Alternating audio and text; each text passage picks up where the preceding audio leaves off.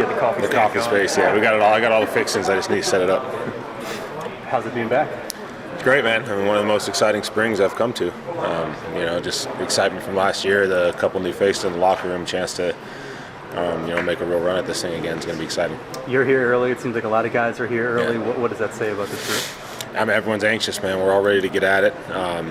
Some of the new guys that, just came over here made it a point to get out here early and meet some of the guys, meet the staff, kind of get their routine cemented. Once you get going in camp, it's hectic. There's 150 plus guys around. It's hard to kind of make your way around, and figure out what you want to do. It's kind of too late at that point. So getting out here a week early gives everyone a chance to find their routine, find out where they need to be at what time, and kind of coordinate that stuff with some of the staff and make it a little more, smoothly flowing throughout camp.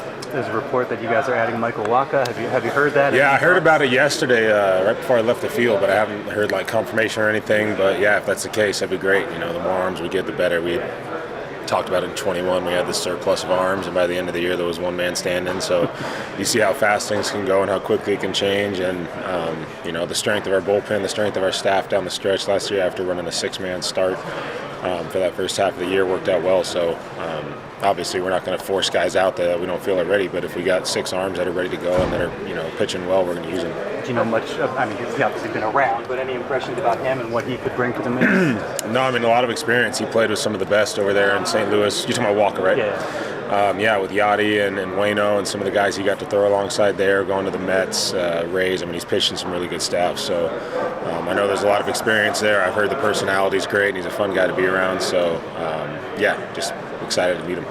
How do you quantify what that 6-man rotation early in the season and kind of the extra days you got early, how much that helped? Yeah, I mean, there was a combination of things. I feel like personally I was doing a really good job of taking care of the things I needed to between starts, but when you have that extra day of rest in between, it gives you a chance to take a kind of a full rest recovery day and get your body back in shape before you're out there running and lifting and throwing again. So for me personally, that helped, but yeah, some guys don't like the 6, and when we have a few guys coming out of a reliever role for the last handful of years, that extra time could be beneficial for them and being able to make every one of those starts consistently. You talked about some of the kind of pitch mix type stuff that you're working on physically. Yeah. But what was the approach like this off season to kind of continue to fine tune yourself physically to make sure you stay healthy like you have? Yeah, spending a little more time actually, recovering and healing up some of the issues that were bothering me at the end of the year. I've had a tendency to try to push through those a little bit, or rush the recovery back and get back to training, with the idea that I can really make up some ground in the off season. But taking that long trip down south that I did forced some rest and recovery for about 2.5, 3 weeks. So I felt really good coming into training, coming back from that trip, and then just put a big emphasis on the cardio and durability aspect of my training, making sure that the endurance and stuff, especially with the little adjustments in the pitch clock, I never know how that's going to affect your body. But